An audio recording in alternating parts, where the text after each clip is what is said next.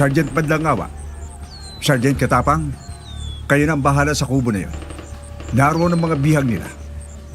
Corporal Cabe, Corporal Cunanan, kayo naman ang bahala sa mga bihag na nakatali sa may poste. Sige sir, kami nang bahala sa kanila. Tayo na, Batch. Laban na to. Sandali lang, Batch. Hintayin natin ang magandang tiyempo. Nagkakagulo ng mga rebelde. Napanood ko na to sa soap opera eh. Kailangan muna natin kumuha ng magandang tiyempo. Puro ka naman soap opera, Batch.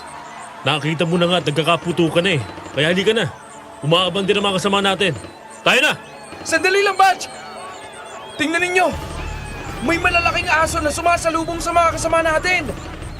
Mayroon palang alagang ganyang kalalaking aso ang mga rebelding ito.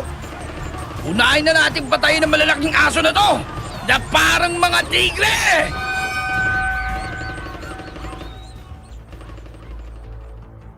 Lahat tayo ay mayroong itinuturing na matalik na kaibigan. Madalas ang kaibigang alam ang lahat ang tungkol sa atin. Kahit munting sikreto sa ating pagkatao ay alam ng ating matatalik na kaibigan dahil pinagkakatiwalaan natin sila. Pero madalas din ay tukso ang pagkakataon. Masakit sa kalooban na maging karibal sa pag-ibig ang matalik mong kaibigan.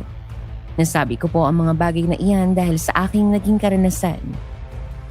Tawagin mo na nga lang ako sa pangalang Jonathan. Sa ngayon ay retiradong sundalo na ako pero ang karanasan kong ito ay nangyari sa akin nung ako ay nasa serbisyo pa. Nung ako ay 25 anyos pa lamang at nasa probinsya ng Bukidnon. Hindi ko na lamang babanggitin ang mismong baryo na pinangyarihan para na rin sa pagkakakilanlan ng mga taong naging bahagi ng aking kwento. Pero bago ako magpatuloy, nais kong tanungin ng mga listeners natin. Kung ikaw ay isang sundalo, ano ang uunahin mo? Ang tungkulin sa bayan o ang kagustuhan ng sarili mo? Kayo na po ang humatol kung tama ang ginawa ko.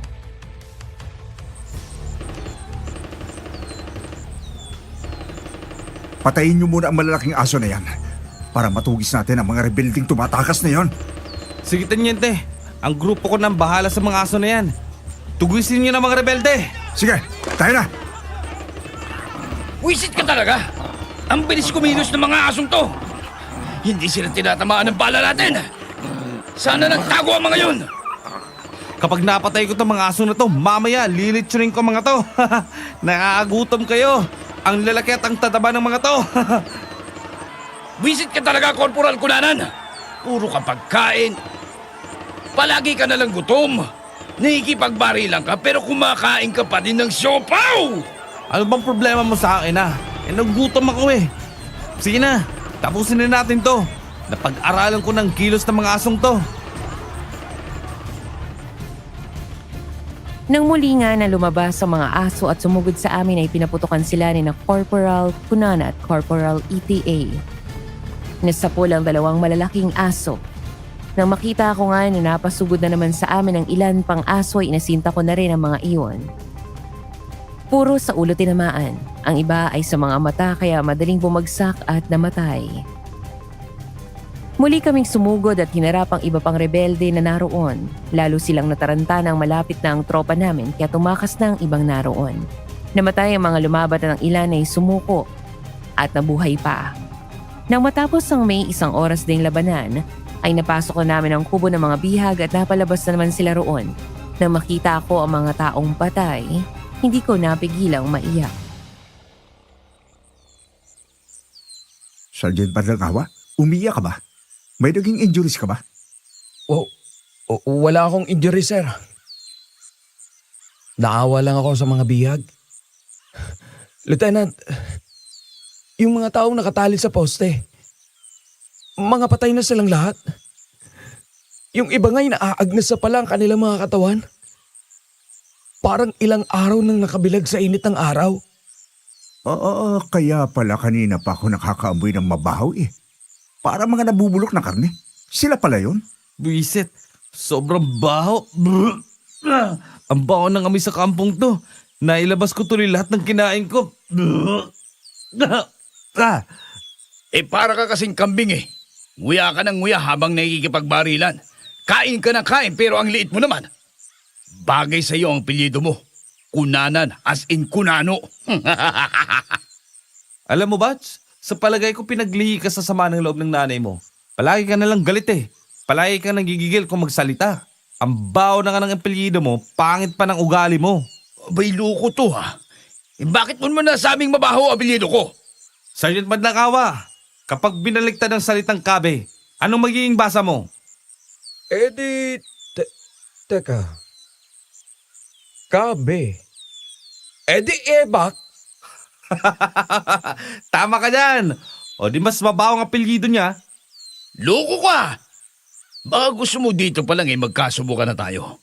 Ano, mano-mano na lang. Naghanap ka pa ng kakampi mo ha? Ikaw naman, Sergeant Madlangawa. Nakisagay ka pa. Suntukan na lang tayo. Kalimutan na muna natin ngayon ang rango. Alam mo, Corporal Ebak, si Kabe. Mabait akong tao eh.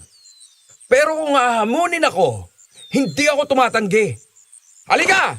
Square tayo! Ito, ikaw naman, Sarento ha? Masyado ka rin mainit eh. Saling pusa ka lang, gusto mo ikaw pa ang bida? Tumigil na nga kayong lahat. Mahilig kayong magtuksuhan pero piko naman pala kayo. At ikaw naman, Bats, nakisali ka pa sa dalawang to. Gusto niyo bang tayo-tayo pa mag-away? Ito kasing si Corporal Kabe pikon. Tumigil na kayo. Ayusin nyo na ang lahat ng mga kaswaltes at na makabalik na tayo sa kampo. Nang umawat na sa pagtatalo ni Corporal Cabe at Corporal Cunanan sa Tenyente Willie Cabanza ay natahimik na kaming lahat. Tinulungan na lang namin ang mga kasamahan naming sundalo sa pag-aasikaso sa mga casualties. Na maisip ni Corporal Cunanan ang mga malalaking aso na aming nabaril ay kaagad niyang binalikan ang mga iyon. Pero nagtaka siya nang wala na siyang makitang bangkay ng aso. Mga bangkay ng mga taong naroon kaya bigla siyang sumigaw kaya lahat kami ay lumapit sa kanya. Patay na taong nandito, Sarge. Nawala na ang mga aso. Natatandaan ko na dito bumagsak yun nang mabaril ko kanina. Baka naman nagkakamali ka lang. Baka naman hindi dito.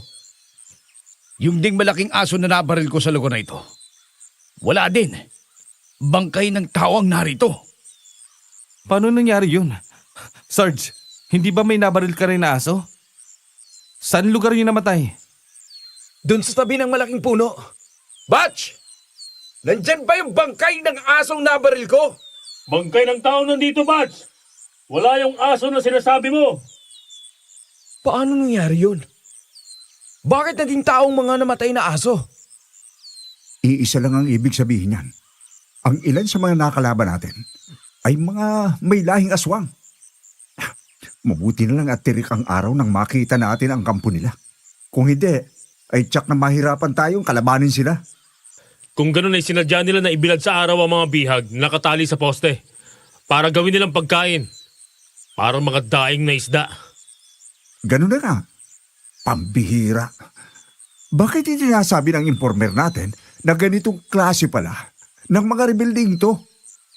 Baka hindi rin niya alam, sir. Parang ganito yung napanood kong soap opera eh. Magagaling kasing magtago ng kanilang mga lihim ang mga aswang. Kaya hindi ka agad nalaman ng bida.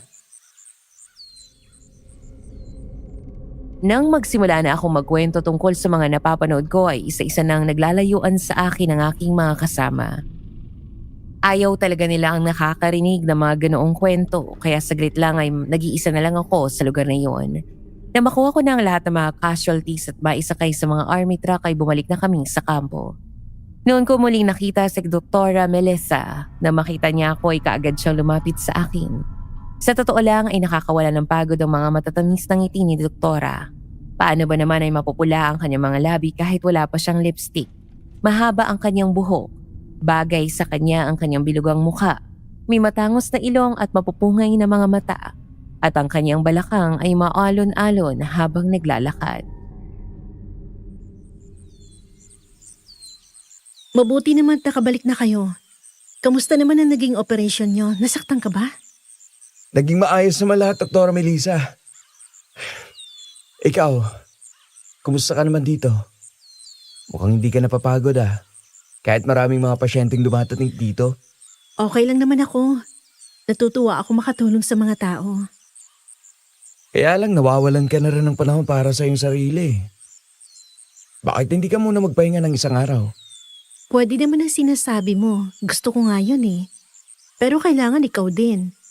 Sasamahan mo ba ako? May lugar ako na gustong puntahan. Ha? Pwede naman. Doktora, Melissa.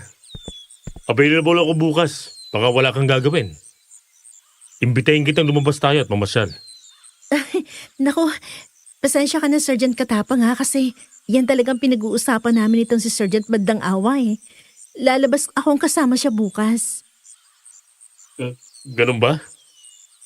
Kung hindi naman pwede bukas, baka sa ibang araw pwede naman, di ba? Bukas lang kasi ako pwede. Sa mga susunod na araw, hindi na. Kasi meron akong pasyente na nahawaan ng AIDS. Mataas na opisyal siya kaya kailangan akong personal na tumingin. AIDS? Sinong opisyal? Confidential yun, Sarge. Grabe yung sakit na AIDS. Kapag stage 4 na siya, nakakahawa na. Alam niyo bang ilang nurse na nagkaroon ng AIDS at nahawa kasi aksidenteng natusok sila ng karayom na ginamit sa opisyal na yon? Kung ganun, ay kailangan mo mag-ingat, Doktora Melissa. Nakakatakot palang ganyang sakit. Kahit walang ugnayan ng mga katawan, karayom lang ay pwede kang mahawa. Oo, humahalo kasi yun sa dugo. Kaya yon, masyado na akong busy sa mga susunod na araw. Kaya pasensya ka na, Sergeant Katapang. Okay lang. Sige, doktora, kung hindi talaga pwede. Sige, Batch. Mauna na ako sa barracks natin. Sige, Batch. Susunod na ako. Mag-uusap lang kami ni Melissa. Tinawag mo lang siya sa kanyang pangalan, Batch? Dapat maging formal ka pa rin sa babae. Ay, napaka-ungentleman mo naman. Para kang hindi sundalo. Okay lang, Sergeant Katapang. Talagang minsan ganito lang ang tawagan namin ni Nathan. Masyado kasing formal kapag sarhento at doktora pa. Sanay na kami sa ganito. Napatingin na lang sa amin si Sergeant Katapang tapos ay umalis na siya. Napatawa na lang si Melissa. Hinawakan niya ako sa kamay. Bahagya siyang lumapit sa akin. Tapos ay lumakad na kami palayo sa lugar na iyon. Nagpunta kami sa kantina ng kampo para sabay kaming kumain. Kagaya ng dati umorder kami ng mga simpleng pagkain na paborito naming dalawa. Sinigang na baboy, pinakbit na gulay. Saka minatamis na langka para sa dessert. Nakita kong itsura ni Sergeant Katapang kanina. Parang naguguluhan siya sa atin kanina. Hindi ba niya alam na boyfriend kita? Hindi ko sinabi. Walang nakakaalam sa mga kasamahan ko. Di ba sinabi mo naman sa akin na wag na muna nating ipaalam kasi hindi pa rin naman alam ng daddy mo. Yun ngang naisip kong pupuntahan natin. Ang daddy ko. Ipapakilala na kita sa kanya kasi ang sabi niya tumatanda na ako. Dapat na daw ako magkaroon ng boyfriend or mag-asawa na ako kasi gusto niya na magkaroon ng apo. Nako, patay ako kay Mayor Juan nito. Baka magalit siya kapag nalaman niyang isang sundalo ang boyfriend mo. Huwag kang mag-alala. Mabait ang daddy ko. Basta bukas, pupunta tayo sa kanya. Sige, haharapin ko ng daddy mo. Napanood ko na to sa soap opera eh. Mayamang umibig sa mahirap tapos, ay nako, ewan, bahala na. Napatawa na lang si Dr. Melissa sa aking sinabi. Matapos kaming kumain ay nagbalik na ako sa aming barracks. Naghubad ako ng uniforme. Noon ko napansin si Sergeant Katapang, hawak ang isang sulat na dumating para sa kanya. Baka sa mukha niya ang matinding lungkot na parabang naguguluhan. Nilukot niya ang hawak na sulat saka siya lumabas ng aming barracks. Dahil matalik ko siyang kaibigan ay ramdam ko na meron siyang malaking problema. Kaya matapos kong mailagay sa hanger ang aking pang-itaas na uniforme, ay lumabas din ako ng barracks. Nakita ko na nakatayo siya sa tabi ng army truck, nakatingin sa malayo, kaya marahan kong tinapik ang balikat niya. Batch, may problema ka ba? Mukhang malalim ang iniisip mo ha. Batch, di ba alam mo naman ang sekreto ko? Alam mong pagkatao ko, di ba? Kasi pareho tayo ng school na pinasukan sa high school. Ang magulang ko na nag-ampon at nagpalaki sa akin. Bilang na ang araw. Malubha na kasi ang sakit eh. Gusto niyang umuwi ako. May mahalaga daw siyang sasabihin. Eh kung gano'n na nga ang kalagayan niya, Batch, kailangan mo na talagang umuwi para makita siya. Malaking utang na loob mo sa kanya. Kaya nga, Batch eh. Uuwi ako sa amin. Marami din naman akong gustong itanong sa kanya. Sana lang ay payagan ako ng mga superior natin. Good news guys, dahil matagumpay ang huling mission natin, ay binigyan tayo ng 1 buwang bakasyon para makapagpahinga naman tayo at makasama naman natin ang mga mahal natin sa buhay. Oh, wow! Ayos yun, sir ah! Batch! Wala ka nang aalalahanin. Makakauwi ka na sa inyo bukas. Oo nga, Batch. Ikaw din. May date mo na din si Dr. Melissa. Nakakaingit ka naman. Siya pang nagaya na mag-date kayo. Ayos lang yun, Sergeant Katapang. Nobya naman niya yun si Dr. Melissa eh. Maganda nga yun at nang magkaroon na sila ng panahon sa isa't isa. Bakit alam niyo ang tungkol sa amin ni Melissa, sir? Oo naman. Alam din niya ni na Corporal Cabe at Corporal Kunanan. Kasi may mga nurse na kaibigan ng mga yan. Oo nga naman, Sergeant Madlang Awa. Dahil dito sa kampo, walang maililihim. Kahit utot mo, malalaman kung anong kulay. Oo nga. Dami rin kasing chismosa at chismoso dito. Napakahina ng radar ko. Ako lang palang hindi nakakaalam. Kaya pala kahit anong gawin kong pagpapa-impress kay Dr. Melissa ay baliwala eh. Napansin ako. Pambihira ka, Batch. Hindi mo man lang ibinulong sa akin. Eh di sana, hindi ko na siya diniskartehan. Hawak mo na pala. Pasensya ka na, Batch. Sikreto nga sana namin ni Melissa yun eh. Wala na palang dapat itago. Alam na pala ng madlang people. Nakakaingit ka, Batch. Kahit broken family kayo, kilala mong mga magulang mo. Tapos may maganda at mabait ka pang nobya. Ang swerte mo kay Dr. Melissa. Huwag kang malungkot, Batch. Matatagpuan mo rin ang babaeng para sa'yo. Matatapos din ang mga problema mo. Basta tandaan mo na kahit ano pang problemang dumating sa'yo, andito lang ako na kaibigan mo. Salamat, Batch. Para na rin kitang kapatid kaya palagi din kitang dadamayan sa lahat ng problema mo. Sumpa ko yan, brother. O paano? Magkita ulit tayo pagkatapos ng bakasyon, ha? Nang sumunod na araw, lahat kami umalis na ng kampo para umuwi sa aming mga pamilya at magbakasyon. Si Melissa ay sumabay na sa akin. Dahil meron siyang kotse, ako na ang nagmaneho noon. Tumuloy na kami ni Melissa sa kanilang bahay. Nang pumasok kami sa kanilang bakuran, kinabahan ako. Kasi nga ay nakita ko ang malaki nilang bakuran at sa pinakagitna noon ay nakatayo ang malaki nilang bahay. Napansin ko rin ang ilang bantay sa kanilang bakuran. Nang maiparada ko na ang kotse ay bumaba ako. Nauna na ako at pinagbuksan ko ng pinto sa gawin ni Melissa kung saan siya bababa. Magkasunod kaming pumasok sa loob ng kanilang bahay at sa malawak na salas ay nakita ko si Mayor Juan. Anak, akala ko ba hindi ka na makakauwi ngayon kasi maraming trabaho sa ospital sa kampo? Oo nga, Daddy. Pero sinamantala ko na din ang bakasyon nitong si Nathan para maisama ko siya dito at makilala mo. Siya pong nobyo ko. Isang sundalo ang nobya mo. Magandang araw po. Ako po si Sergeant Nathan Madlang Awa. Iha, huwag kang magbiro ng ganyan. Hindi naman porke minamadali kita mag-asawa, ikukuha ka na lang ng kahit na sino.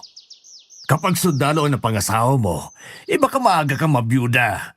Mahirap ang buhay ng isang sundalo. Pero nagmamahalan kami, Dad. Alam ko naman na magiging masaya ako kay Nathan. Hindi naman ako tumututol sa inyo ni Nathan. Nangangamba lang ako na mabiyuda ka kaagad. Ay, palaging nasa panganib ang buhay ng sundalo. Parehas din naman po ng politiko ang buhay namin. Gumawa man tayo ng mabuti. mayroon pa rin magagalit sa atin. Iyon na nga ang iniisip ko. Pareho tayong nasa panganib tuwing lalabas ng bahay. Baka mangyari, mawalan na siya ng ama, ay mawalan pa din ng asawa. Sir, kung yan lang ang pinangangamba mo, pwede naman ako magsakripisyo. Pwede ako mag-resign sa pagiging sundalo at maghanap ng ibang trabaho. Naniniwala na nga ako na mahal mo si Melissa dahil handa mong gawin ang lahat para sa kanya. Pero ang baho na magiging pangalan mo, anak. Magiging Melissa di Mayuga Madlang Awa. Napatawa na lang kami ni Melissa sa sinabi ng kanyang ama.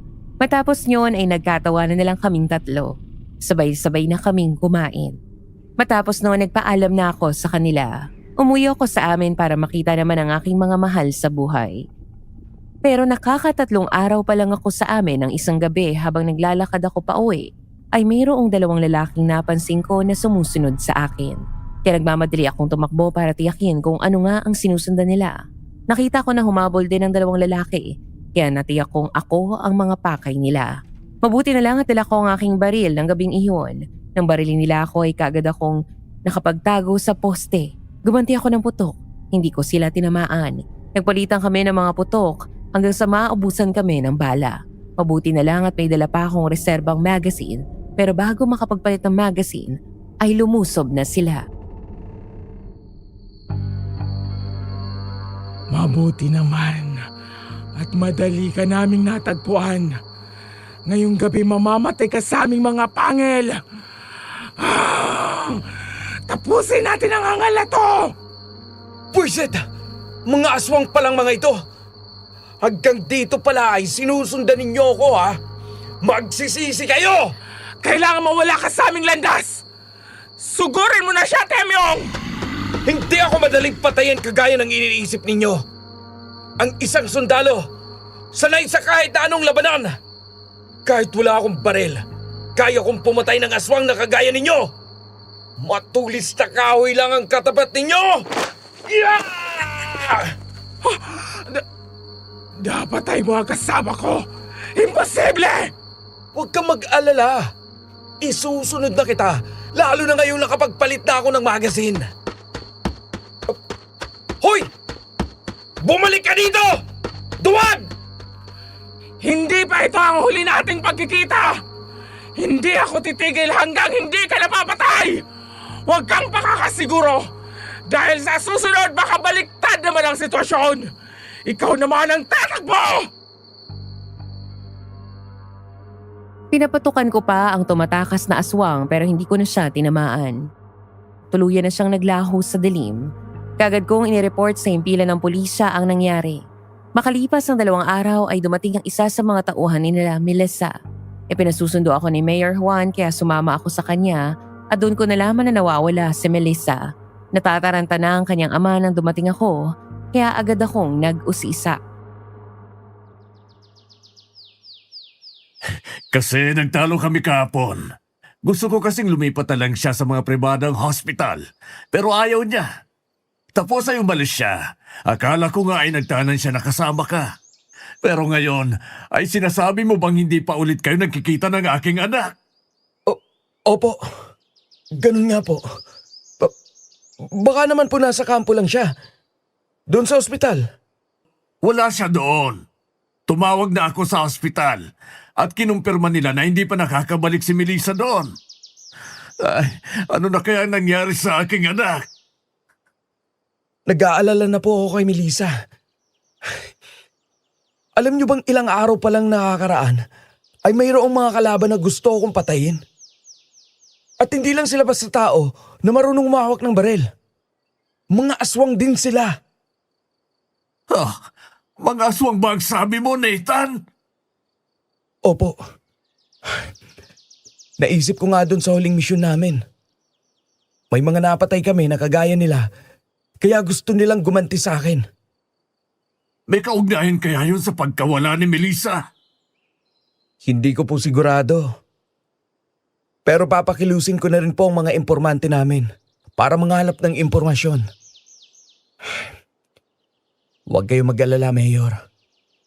Gagawa ako ng paraan para mahanap natin si Melissa. Nagbalik ako sa kampo at nakipag-usap sa aming mga superior para pakilusin ang lahat ng aming mga koneksyon. At ilang araw lang ang nakalipas na kita-kita kaming lahat sa kampo. Magkahalong saya at lungkot ang nararamdaman ko nang muli kaming magkita-kita kasi meron akong malaking problema kay Melissa. Ang isa pang malungkot na dahilan ay nag-resign na si Sergeant Erwin Katapang bilang sundalo dahil kailangan niyang alagaan ang may sakit niyang adopted father. Kailangan niya daw iuwi iyon sa kanilang baryo. Niyakapan niya ako na mahigpit bago siya tuluyang umalis ng kampo. Nang makaalis na si Sergeant Katapang ay humarap na kami sa aming superior. Ipinaliwanag na sa amin ang susunod naming gagawing misyon. Naroon na din si Mayor Juan. May mga rebelde nagsasagawa ng operasyon sa kabilang bayan. Dumudukot ng mga mayayabang babae para ipatubos. Hindi pa sigurado kung naroon nga si Melissa. Pero ayon sa informant natin, ay mga babaeng mga bihag doon. Wala pa rin kasi akong natatanggap na tawag mula sa mga kidnappers. Sana naman ay nag-less lang si Melissa at hindi nadukot ng mga yon. Soldier, eto ang mapa. Ayon pa din sa ating source, sa baryong ito nag-ooperate ang mga rebelde. Halos sakop nila ang buong baryo na ito. Kaya dito sa katabing baryo kayo papasok.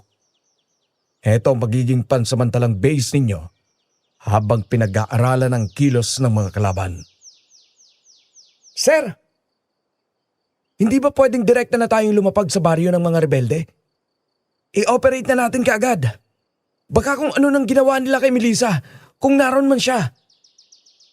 Huwag kang maging padalos-dalos. Hindi natin kilala ang mga kalaban. Hindi din natin alam kung gaano sila karami. Kaya kailangan muna tayong kumilos ng maingat. Dapat makita ang mga hostage bago kumilos. So, ibig sabihin, sir, ay sa katabing baryo kami papasok? Baka naman maginala ang mga tao ron kapag bigla kaming dumating. Baka maamoy din ng mga kalaban na mga sundalo kami. Oo nga, sir. Kasi ang mga sundalo, madaling makilala kasi naka-uniforme. Pero yung mga rebelde, mahirap makilala. Kaya kailangan ninyong mag-disguise. Papasok kayo sa baryo ito bago ang araw ng kapistahan nila. Kapistahan? Ibig sabihin, maraming handa, maraming pagkain. Wow! Ayos yan ah. Ayan ka na naman. Puro ka na naman pagkain ang nasa isip mo eh. Masyado kang matakaw, di ka naman lumalaki. Tahimik! Makinig muna tayo sa planong gagawin natin. Sa araw ng kapistahan nila ay mayroong magaganap na Miss Gay Barangay. Kaya kayong apat ang mauunang papasok doon. Sasali kayo bilang contestant. Lahat kayo magpapanggap na bakla. Oh, magpapanggap na bakla? Hay! Bakit ka sumigaw? Para kang babae. Bakla ka ba? Practice lang, sir. Bagay sa'yo. Ang landi mo pala. Tumigil ka, kunanan, ha? Baka sabunutan kita. Tumigil kayong dalawa. Baka mamaya magkapikunan na naman kayo. Sir, may asset ba tayo sa baryong pupuntahan namin? Lieutenant Gabansa at Corporal Cunanan. Si Kapitan Cesar ang contact natin doon sa baryong lalapagan ninyo. And remember boys, hindi kayo magkakakilala ha? Kasi magiging magkakalaban kayo sa pageant. At para wala ring manghinala na magkakasama kayo, magdala na kayo ng mga gown at damit pang babae. Kaming dalawa ni Corporal Gabi, sir. Sinong contact na lalapagan namin? Si Maria, heto ang mga envelope. Kunin ninyo. Nandiyan na din lahat ng impormasyong kailangan ninyo. Pati sa mga taong hahanapin ninyo kapag nandun na kayo sa baryo. Lahat sila ay confidential agent ng military unit. Is that clear? Sir, Sir, yes, sir! Sige, maganda na kayo. Tomorrow, first day in the morning, biyahe na kayo agad. And remember, babiyahe kayo mag-isa. Doon na kayo magkikita-kita sa baryo. Mag-ingat kayong lahat. This is a top military mission called Saving Mayor's Daughter. Nathan, anak. Tatawagin na kitang anak. Kasi alam ko naman na mahal ka, Melissa. Gawin mo ang lahat para makita at maibalik sa akin si Melissa. Mahal na mahal ko din po ang inyong anak. Asahan ninyong ibabalik ko siya sa inyo. Kahit maging kapalit pa ang buhay ko. Ang gusto ko, bumalik kayong dalawa ni Melissa ng buhay. Tandaan mo, ayaw ko ng bayaning patay. Maliwanag! Opo. Gagawin ko po yun. Oo nga naman bakla, kailangan tayo makabalik ng buhay, no? O paano? Itakis na lang tayo doon. Nang makaalis na ako sa kampo ay nagpunta ako sa kaibigan kong babae. Nagpatulong ako sa kanya sa pagbili ng mga damit na pangbabae kasama na ang mga panty, bra, damit at gown na gagamitin sa pageant. Pati pabango na pangbabae din at higit sa lahat ay sapatos na gagamitin sa kompetisyon. Bumili din kami ng mahabang wig at syempre hindi ko kinalimutan ng pang-ahit ng balbas at bigote. Sa maghapong iyon ay nagpaturo din ako sa kaibigan ko ng ilang mga step para sa gaganaping kompetisyon. Ang gabing iyon, inilagay ko na sa malaking bag ang aking mga dadalhin. Sa pinakailalim ng bag ay inilagay ko ang aking mahabang baril at sidearm pistol kasamang isang lanseta. Kinabukasan, madaling araw pa lang ay nagbiyahe na ako. Kagaya ng plano, nakaayos pang babae na ako. Suot ko na din ang wig. Ilang oras din bago ako nakarating sa baryo. Magandang araw! Dito ba nakatira si Maria? Dito nga. At ako si Maria. Ikaw si... Just call me Natalie. Ganun ba? Tuloy, Natalie. Inaasahan ko na nga ang pagdating nyo ngayon. Ikaw ba si Sergeant Madlang Awa or Corporal Cabe? Ako si Sergeant Madlang Awa, Maria. Mag-isa ka lang ba dito sa bahay mo? Oo. Mag-isa lang ako sa ngayon. Pinagbakasyon ko muna ang aking mga magulang sa kapatid ko sa kabilang bayan. Dahil nga sa gagawin nating misyon. Kaya kapag tayo-tayo lang naman, pwede namang hindi kayo magkunwaring bakla. Tamo! Magandang araw po. Ate Maria, nandiyan ka ba? May tao yata sa labas. May tumatawag sa pangalan ko eh. Tao po. Baka siya pa yung isa kong hinihintay. Sandali lang! Magandang morning. Is this the house of Maria? Wow! Napakagandang bakla naman ito. Oo, dito nga at ako yon. Tuloy ka. Ang sabi sa info ay matandang babae daw ang nakatira dito. But look at you, napakaganda mo naman pala para sabihing matanda ka na. Tama naman ang info. Matandang dalaga na nga ako. Yun nga lang, hindi masyadong halata kasi nga medyo meron naman akong magandang mukha at katawan. I see. Ay! Meron pa palang bisita dito. Meron ding magandang bading. Hoy bakla, pumasok ka na dito. Pwede namang hindi tayo magkunwaring mga bading kapag tayo-tayo na lang. Etong si Maria, asset natin, kaya alam niya ang lahat tungkol sa atin. Siya nga naman, Corporal Cabe. Okay, sir. Practice lang naman yun eh. Ang ganda mo palang bakla, Sarge. Para kang Amerikanang hilaw. Kapag nasa labas tayo, tawagin niyo ako sa pangalang Natalie. Ikaw, Corporal. Ano magiging alias mo? Ako? Just call me Ella. Ay, ang pinakamagandang bading na mananalo sa Miss Gay Barangay. Uy! Parang bumibigay ka na. Baka mamaya tuluyan ka ng magladlad niyan. Ay, hindi naman ganun, sir. Parang gusto ko lang kasi itong ginagawa natin eh. Napaka-exciting ng mission na ito. Siya nga pala, Maria. Bukod sa impormasyon na ipinadala mo sa kampo, meron pa bang iba bukod sa pangingidnap ng mga rebelde ng mga babae? Meron pa, Sarge. Napag-alaman namin na bukod sa mga rebelding nakatira sa baryong yon, meron din palang mga aswang. Doon din pala naninirahan ng mga yun. Ha? Aswang? Meron dong aswang? Oo, meron. Yun ang dahilan kaya sinabi namin ni Kapitan Cesar na dito muna kayo tumuloy habang hindi natin nakukumpirma ang mismong lugar ng mga rebelde sa baryong yun.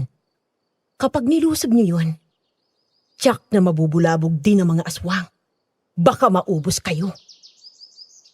Tungkol kay Doktora Melissa, may balita ka ba? May kasamahan tayong pumasok dun sa baryo. Pero hindi na nakabalik kaya inisip namin ni Kapitan Cesar na baka nahuli siya ng mga rebelde. O kaya naman, ay napatay na ng aswang. Sa sinabing iyon ni Maria ay lalo kong nakaramdam ng pangamba. Hindi pala ganoon kadaling pasukin ang baryong tinatarget naming pasukin na pinagtataguan ng mga rebelde dahil bukod sa kanila ay mayroon pang mga aswang. Kaya muli kong naalala ang katatapos lang naming misyon. Meron kaming nakalabang mga aswang na nag-anyong malalaking aso. Ilan lang ang mga iyon pero nahirapan kaming patayin. Ano ba kaya kung marami kaming makakalaban? Mas mahirap yun. Maria, ito ba yung lugar ninyong sinasalaki ng aswang? Meron ng mga pangyayaring ganun. Sumalakay ang aswang. May napatay na nga din dito ng aswang. Merong mga taong nawawala. Hindi namin alam kung aswang nga ba o rebelde ang dumukot. Kaya nga humingi na kami ng tulong kay Colonel Elpidio. Inireport namin ang mga nangyayari dito. Eksakto din naman na nawawala pala si Doktora Melissa. Kung gano'n, ay kailangan natin ng dobleng pag-iingat. Dapat alam din natin kung paano lalabanan ng aswang. Si Kapitan Cesar, marami siyang alam sa ganyan. Siya rin kasi ang pinuno ng manunugis ng aswang dito. Iwanan niyo ng mga gamit niyo dito. Mamasyal tayo sa paligid nitong baryo para makabisado ninyo. Sumama nga kami kay Maria. Lumabas kami ng bahay. Kagaya ng plano, kumilos kami bilang mga bakla kaya nang makita kami ng mga taong naroon, lahat ay napatingin sa amin. Paano nga ay mas malandi pa kami kay Maria, lalo na si Corporal Cabe. Sobra akong makakembot habang naglalakad. Ang mga daliri ay pumipilintik. Palaging namumungay ang mga mata at ang labi niya ay mapulang-mapula sa lipstick. Gusto kong matawa kapag napapansin ko siya pero pinigilan ko ang aking sarili. Marami kasing mga tao na nakatingin sa amin. Ipinakalala kami ni Maria ng mga pinsan niya. Titig na titig sa amin ang isang lalaking umiinom ng alak na nakatambay sa tindahan. Meron siyang makapal na bigote at balbas.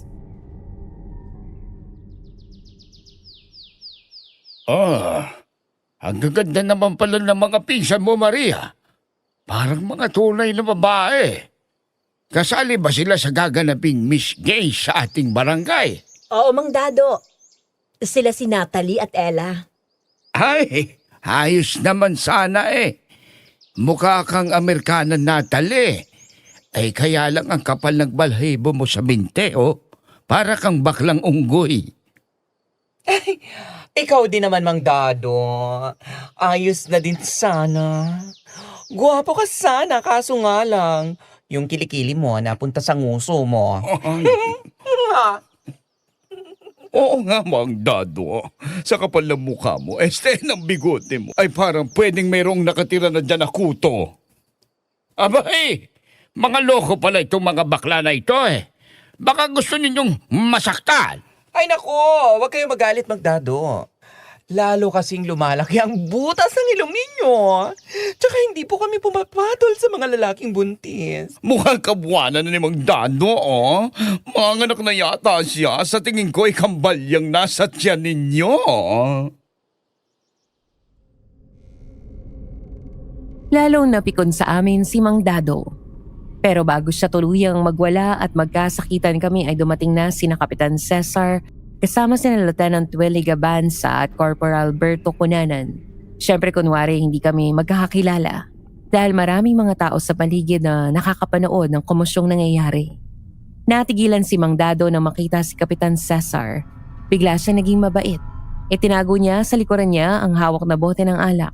Umatras siya sa tindahan habang nakatingin kay Kapitan Cesar. Dado! Mukhang lasing ka na naman. Gumagawa ka na naman ng eksena dito. Hindi ba't sinabi ko na sa'yo na kapag iinom ka ng alak, ay ilagay mo sa tiyan mo at hindi sa ulo? Abay, parang hindi mo natatanda ng sinasabi ko ah.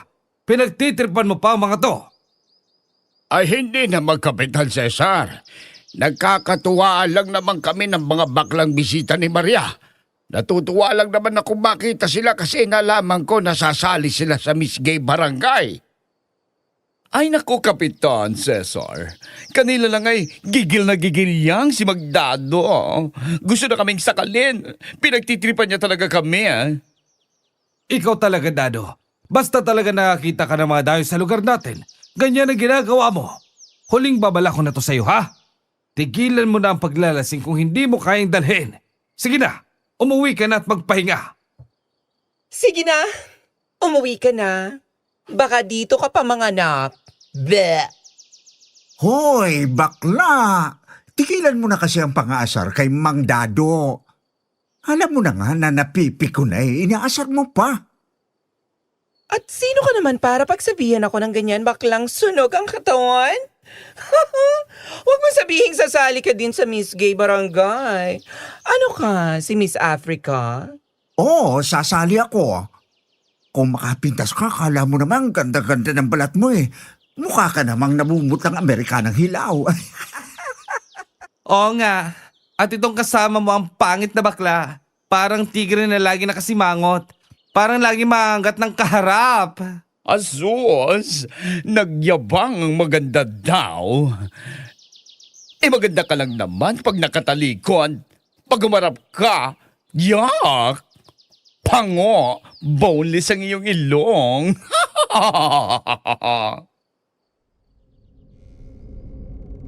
Kasunod noon ay nagkapikunan na sina Corporal Cabe at Corporal Cunanan. Nagsabunutan sila at nagpambuno. Kami naman ni Lieutenant Willie Gabanza ay mawat noong una pero sa bandang huli ay nagsabunutan na rin kami kaya nagkagulo na kaming lahat. Umawat sina Maria at Kapitan Cesar pati ang mga taong naroon ay umawat na rin sa amin. Dahil sa nangyari lahat kami ay dinala sa barangay hall na katabi lang din ng bahay niya. Nang makapasok kami sa pinaka-opisina ni Kapitan Cesar para ayusin kunwari ay lumabas na ang ilang barangay tanod. Ayos ba ang drama namin, Kapitan Cesar? Para madala mo kami lahat dito at makausap. Kinabahan lang ako eh. Para kasing totoo ang pag-aaway nyo. Bago pa lang kami umalis ng kampo, ay planado na namin ni Tiniente Gabanza ang mga gagawin, Kapitan Cesar. Pero itong si Corporal Cabe parang tinoto, Sarge. Sinabunutan talaga ako at saka kinurot ng badin sa tagiliran. Ganun ba talaga dapat, Bats? Para kapanipaniwala. Alam mo namang lahat ay nakatingin sa ating kanina. Oo nga naman. Tama si Corporal Cabe. Mas magandang ganun. Kaya nga lahat ng nandun kinakabahan eh. Ayos lang yan. Siya nga pala. Ang dahilan kaya hiniling ko kay Colonel Alpidio na mag-disguise kayong mga bakla ay sa dahilang ilang kababaryo na naming bakla ang dinukot at hindi na namin nakita. Kasama ang ilang kababaihan. Kaya kung kasali kayo sa paligsahan, malaki ang tsansa na may dumukot sa inyo. Kung mangyayari yun, tsak na dadalhin tayo sa kanilang kuta. At doon malalaman natin ang eksaktong lugar nila. Makikita na rin natin ang mga taong binihag nila. Tama ka nga, sir. Sana nga ay mangyari ang plano natin. Nga pala, paglabas natin dito, tawagin niya ako bilang Natalie. Si Corporal Cabe naman ay Ella. Mga pinsan kami ni Maria. Tawagin niyo naman akong Wilma. At itong si Corporal Cunanan ay tawagin niyong Berna. Siya nga pala, Kapitan Cesar. Nalaman namin kay Maria na bukod sa mga rebelde, ay mayroon ding mga aswang na gumagala dito. Gusto naming malaman kung anong pwede naming gamitin laban sa kanila. Oo nga naman, Kapitan Cesar. Anong ginagamit yung panlaban sa kanila? Asin at bawang, saka mga benditadong armas. Pero sa inyo pwedeng benditadong tubig. Papatakan lang nyo ng inyong mga baril at mga bala. Nang lumabas nga kami sa opisina ni Kapitan Cesar ay maayos na kaming lahat. Kunwari ay nagkabati na kaming lahat kaya sumama na kami kay Maria at ipinagpatuloy namin ang pag-iikot sa baryo. Habang nag-iikot kami ay madalas kong napapansin sa Maria na nakatingin kay Corporal Cabe. Hindi ko alam kung bakit minsan ay napapakagat labi siya matapos hagurin ng tingin si Corporal Cabe. Minsan naman ay parang nagpapapansin siya kasi kapag humahanging bahagya ay hinahagod niya ang kanyang buhok kasabay ang mapupungay na mga mata na biglang kikindat. Maria, may itatanong ako sa iyo. Pero sana wag mong ikagagalit, ha? Sige. Ano ba yon? Nakikita ko kasi dito sa baryo ninyo, ang dami namang gwapong mga binata. Ay, bakit tumanda kang dalaga? Wala bang nanligaw sa iyo dito? Meron. Meron naman. Marami akong naging manliligaw noon. Kaya lang, wala akong nagustuhan sa kanila.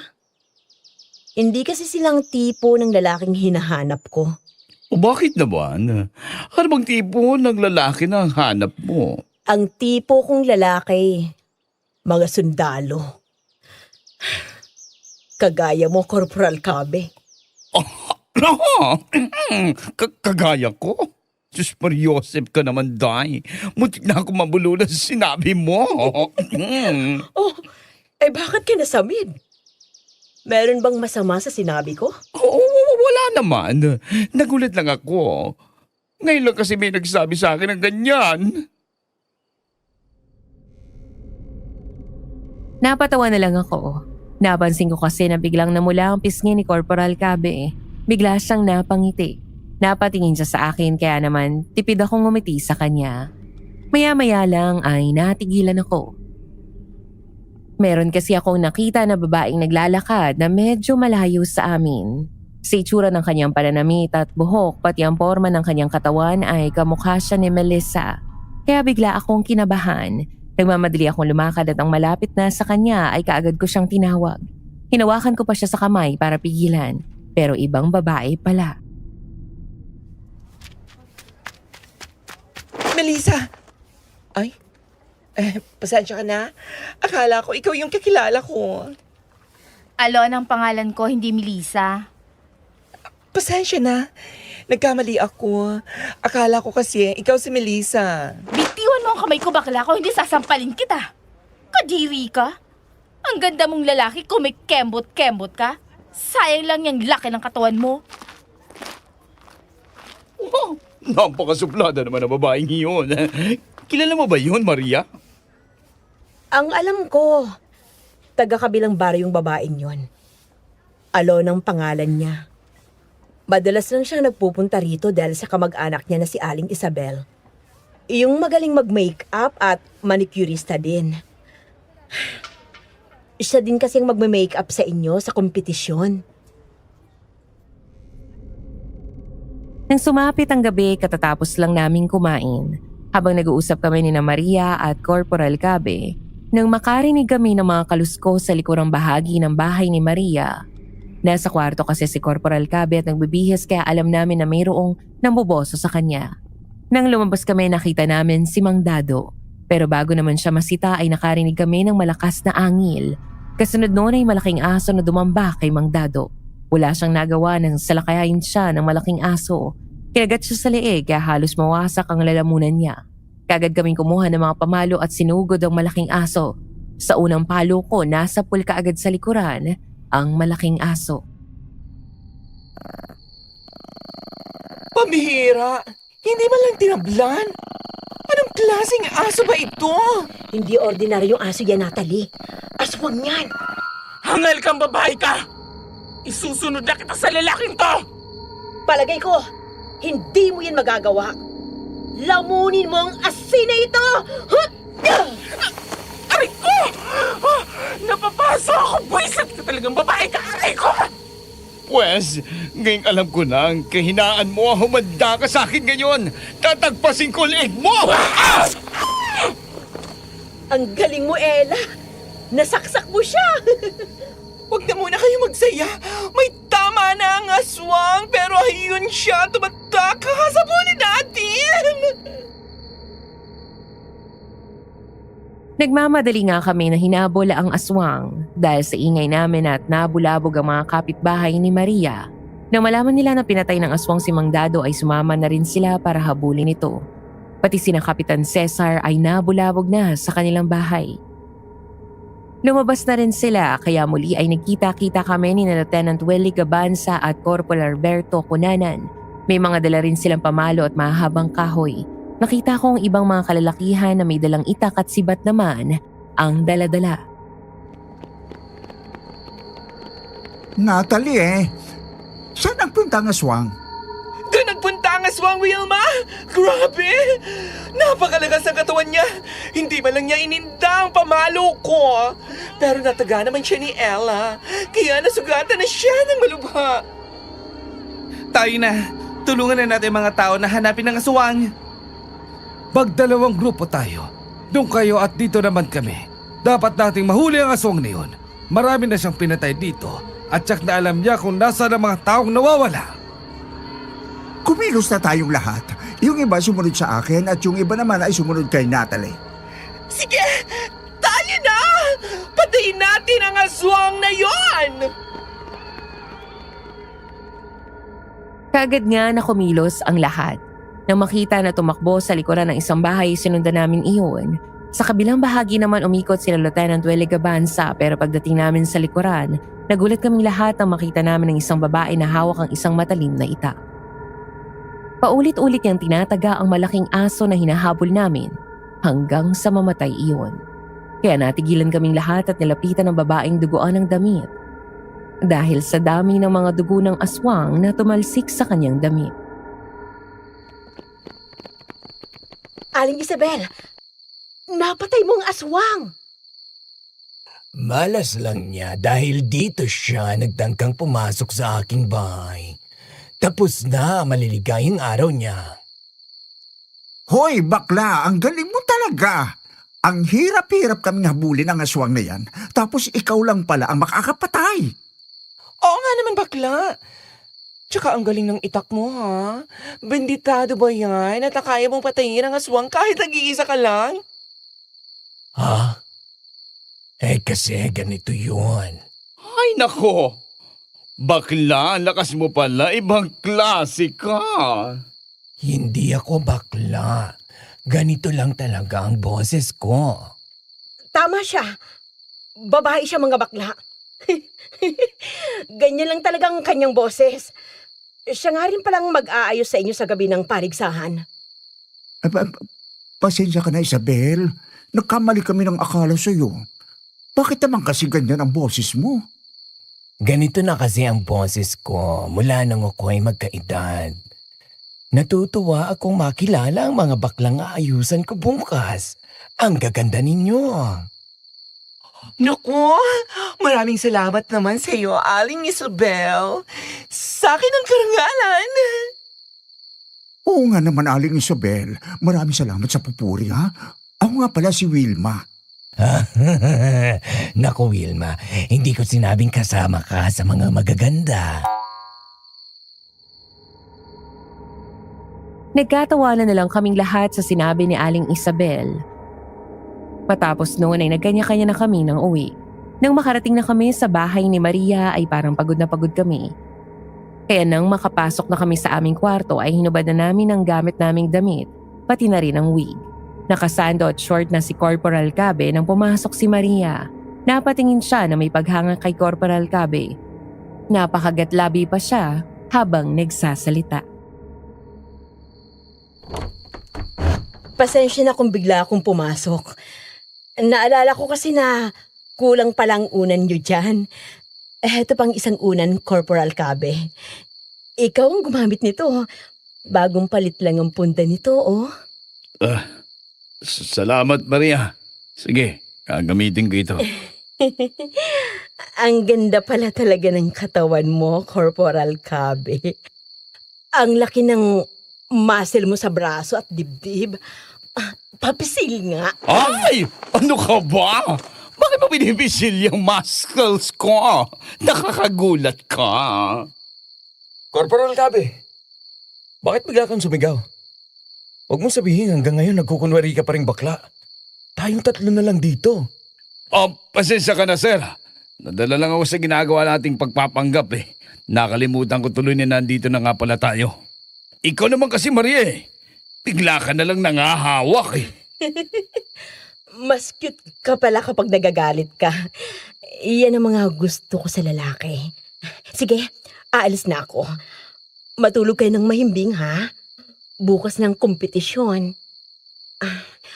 Corporal Cabe, basta may kailangan ka, magsabi ka lang sa akin na. Oo, sige. Nang sumunod na araw ay kapistahan na nga ng baryo. Dahil napatay na nga ng mga taong aswang na gumagala ay kampante na sila. Naghanda ng masagana para sa pista. May nagkatay ng baboy, manok at kambing. Ang iba naman ay nagluto ng mga masasarap na pagkain. Nang dumating ang kompetisyon, kasali kaming lahat. Siyempre nagbihis kami ng magagandang gown. Pero habang inaayusan kami ni Aling Isabel, ay meron kami mga impormasyong nalaman mula sa kanya. Ang gaganda niyo talaga ngayong gabi. Kahit sino sa inyo ang manalo, deserve na maging Miss Gay Barangay of the Night. Oo nga. Ang ganda-ganda ko ngayong gabi. Para na akong tunay na babae. Ang ganda mo nga, Natalie. Para kang si Miss America. Sana ako din mapaganda mo, Aling Isabel. Naku, Wilma. Huwag ka nang umasa. Kagaya ng sinasabi ko, hindi ka kasama sa mga magaganda. Nako po, Wilma. Niyari ka na naman ni Aling Isabel. Huwag ka na kasing humirit pa. Palagi mo isinasali ang sarili mo eh. Tumahimik ka nga. Hindi lahi ng mga kunanano ang pinag-uusapan natin dito. Oo nga naman, Berna. Kaya dapat nagdala ka na lang ng high heels para tumangkad ka naman kahit konti. Aling Isabel, sa palagay ninyo, bakit may ilang mga baklang dinukot at hindi na nakita kasama ng iba pang mga babae? Sa palagay ba ninyo, rebelde din ang dumukot sa kanila? Hindi ko lang tiyak. Pero ayon sa mga narinig ko, ang madalas na kumukuha sa mga bakla ay mga aswang. Kasi naniniwala sila na kapag naging alagad nila ang isang bakla, ay nagiging malakas na aswang yon. Kasi may dalawang katauhan. Kabisado kasi ang gawain ng mga babae at gawain ng isang lalaki. Kung ganun ay kailangan pala natin mag-ingat na lahat. Baka isa sa atin ay makuha ng aswang. Habang nagsasalita si Lieutenant Willie Gabanza ay nakatingin siya sa akin. Sa tingin lang ay nakagawa na kami ng mga plano ayon sa mga impormasyong sinabi ni Aling Isabel. Iyon din ang sinabi sa amin ni Kapitan Cesar. Kaya na magsimula na ang kompetisyon ay naging mailap na ang aming mga mata. Pinagmamasdan ng kilos ng lahat ng mga taong naroon. Sina Kapitan Cesar at Maria ay kasama sa mga judge. Ginawa naman namin ang lahat ng magagawa namin para paniwalain ang lahat na bakla nga kami. Ladies and gentlemen, presenting our sixth contestant for tonight. Here they are, starting with Miss Wilma Chicadora. Ladies and gentlemen, I am Wilma Chicadora. from the land of nobody. Isa lang ang sasabihin ko sa inyo, pangit man ako sa inyong paningin, pangit pa din. Hello! Good evening to all! I am Natalie Imotera. Mahilig akong mag-emote at palaging gustong manood ng soap opera. Iisa lang ang masasabi ko sa inyo.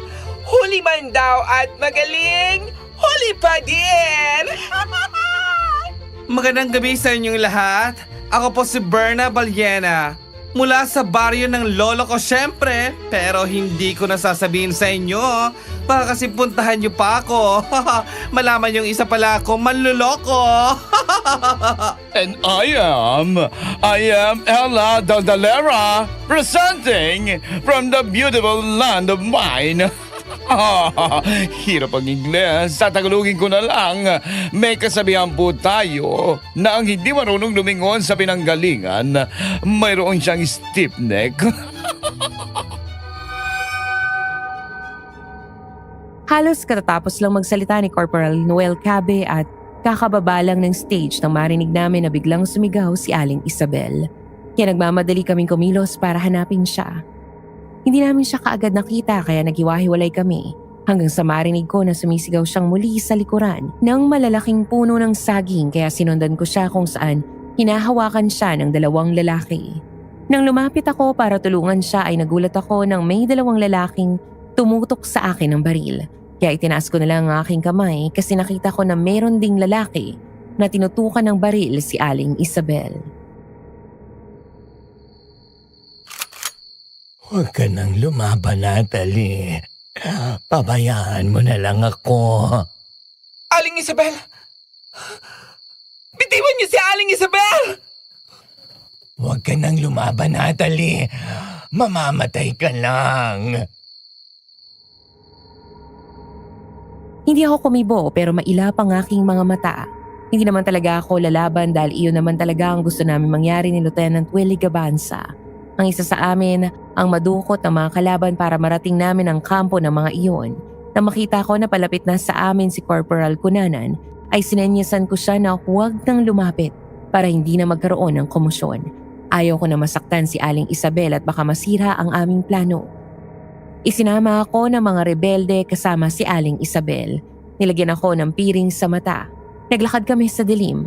Binagtas namin ang kakahuyan. Hindi napapansin ng mga lalaking bumihag sa akin na palihim kong binabali ang mga maliliit na sanga ng kahoy na aming nadaraanan. Isa-isa ko ring pinipita sa mga hugis dahon na kulay, ginto sa aking suot na gown para masundan kami ng mga sundalong kasamahan ko. Alisan niyo ng piring ang bakla na yan! Sige, ako na ang mag-aalis. Aling Isabel? Huwag mong sabihin, isa ka rin sa kanila? Planado mo ba ang lahat ng ito? Tama ka, Natalie. Kasama nila ako. Planado ko na talaga na ikaw ang dudukutin namin sa gabi ng kompetisyon dahil ikaw ang pinakamaganda sa inyong lahat. Ikaw ang aming kailangan para maging kagaya namin. Kagaya ninyo? Ibig sabihin, miyembro ka ng mga rebelding dumudukot ng mga tao? Teka, ikaw yung mataray na si Alona, hindi ba? Magkamag-anak kayo ni Isabel! Ako ngayon. Nasurpresa ka ba? Oo naman. Kaya naman pala ang tapang mo. Rebelde ka pala. Mali ka dyan, Natalie. Mga aswang talaga kami na natutong humawak ng baril mula nang mapalitan ng aming pinuno para lalo kaming palakasin. Teka! Kung aswang ka, bakit mo pinatay ang kauri mo? Yung aswang na hinahabol namin noong nakaraan. Ang aswang na sinasabi mo ay buhay pa. Si Alona yon. Ang pinatay ko ay ang alaga naming aso para lang mapaniwala kayong patay na ang aswang. Kasi nasugatan si Alona ng oras na yon. Kaya hindi ko makakalimutan ang mukha ng baklang nakasugat sa akin. Kaya ngayon din ay babalikan natin sila. Kailangan silang mamatay! Sige! Ikulong na muna ito kapag handa na siya para maging alipin! Dinala nga nila ako sa loob ng isang malaking bahay na medyo may kalumaan na. Ipinasok sa isang kwarto matapos lagyan ng tali ang aking mga kamay sa gawing likuran ko. Doon ko nakita sa kwarto ang mga bihag. Mga babae at mga bakla. Medyo madilim ang paligid kaya hindi ko sila gaanong maaninag. Lahat sila ay natutulog na dahil malalim na ang gabi. Nang maisara na ang pintuan ng kwarto, nakarinig ako ng malakas na alulong ng mga aso. Kaya marahan akong lumapit sa bintana at sumilip sa siwang noon. Nakita ko ang mga aswang na nakatingala sa langit habang pinagmamasdan ng kabilugan ng buwan. Hindi nagtagal ay nag-alisa na ang mga iyon at sa tingin ko ay gagala para mambiktima. Kaya marahan na lang ako umupo sa isang tabi. Ilang oras lang ang lumipas, nagliwanag na. Nakita ko na ang mga bihag na naroon. Melissa! Oh, Melissa, gumising ka! Sino ka? Ako, si Nathan. Mabuti naman at natagpuan kita. Nathan? Ikaw nga ba? Bakit ganyan ang ayos mo? Bakit mukha kang bakla? Oo, ako nga ito. Kailangan kong gawin to. Sumali ako sa Miss Gay Barangay para makuha ang atensyon ng mga rebelding nandudukot ng tao. Nangyari naman ang gusto ko. Dinungkot nga ako ni Aling Isabel at nakaharap ko na ang pinuno nila na si Alona. Hindi si Alona ang pinuno nila, kundi ang matalik mong kaibigan na si Sergeant Erwin Katapang. Si Erwin? Pinakialaman ka ba niya? Sabihin mo sa akin ang totoo. Ni-rape ka ba niya? Hindi niya ako ginalaw kasi ako ay... Hindi ko gagalawin ang isang taong may AIDS. Kahit na gustong gusto ko pa ang nobya mo. Ayokong tumikim ng karning nabubulok. Natusok siya ng karayom na ginamit sa taong may AIDS. Kaya puro pasahan ang katawan niya. Butch! Bakit umantong sa ganito ang lahat? Paanong ikaw ang naging pinuno ng mga rebeldeng aswang? Natatandaan mo ba yung sinabi kong uuwi ako? Kasi may taning na ang buhay ng taong nagampun sa akin. Bago siya namatay, sinabi niya ang lihim kong pagkatao. Dumating ang mga tunay kong magulang. Mga pinuno pala sila ng mga aswang. Kaya heto ako ngayon. Hindi lang sila basta aswang. Marunong din sila gumamit ng baril. Dahil sa akin yon. Lahat ng natutunan ko sa army, itinuro ko sa kanila. Kaya mas malakas na sila. Ilang truck ng sundalong inambush namin para makakuha ng armas. Butch, hindi pa huli ang lahat. Pwede ka pang magbago. Ayusin natin ito. Bakit nagawa mo ito kay Melissa? Dahil sa inggit sa'yo. Dahil nagustuhan ko rin si Melissa kaya iniutos ko sa mga tauhan ko na patayin ka. Pero nakaligtas ka. Kaya ipinadukot ko na lang si Melissa. Pero nauwi sa wala ang lahat. Dahil nakakadiri pala siya. Kung ganon, kinalimutan mo ng lahat ng magagandang pinagsamahan natin. Itinuring kitang kapatid, Butch. Pero nagawa mo akong traidorin. Pati ang babaeng mahal ko, sinaktan mo! Nagbabago ang lahat, Butch. Walang permanente sa mundo. Ngayong ikaw naman ang susunod sa lahat ng utos ko. Mamayang gabi, pagsikat ng buwan, sisimulan na natin ang ritual. Itinuturing mo akong kapatid, di ba? Kaya gagawin ko kayo na kauri ko. Hanggang mamayang gabi, Butch! Nang makaalis sina Sergeant Erwin Katapang ay nakita ko na umiiyak si Doktora Melissa. Gusto ko siyang yakapin pero hindi ko magawa dahil nakatali sa likuran ang aking mga kamay. Kaya lumapit na lang ako sa kanya at pinilit kong umiti. Kahit halos madurog na ang puso ko sa masakit na kalagayan ng aking nalaman. Hindi ko namamalayang umaagos na ang luha ko kasi sadyang malambot ang puso ko. Parang nahihiya naman siyang tumingin sa akin. Huwag ka nang umiyak. Kahit anong mangyari, ibabalik kita sa daddy mo. Sobrang ng pag-aalala niya sa'yo. Lumayo ka na sa akin, Nathan. Hindi ka ba nandidiri sa akin? May AIDS ako. Narinig mo naman na sinabi ni Sergeant Katapang, diba? Wala akong pakialam. Kahit anong sakit meron ka. Kung mamamatay ka, dapat mamatay din ako. Sasamahan kita hanggang kamatayan. Salamat sa pagmamahal mo, Nathan.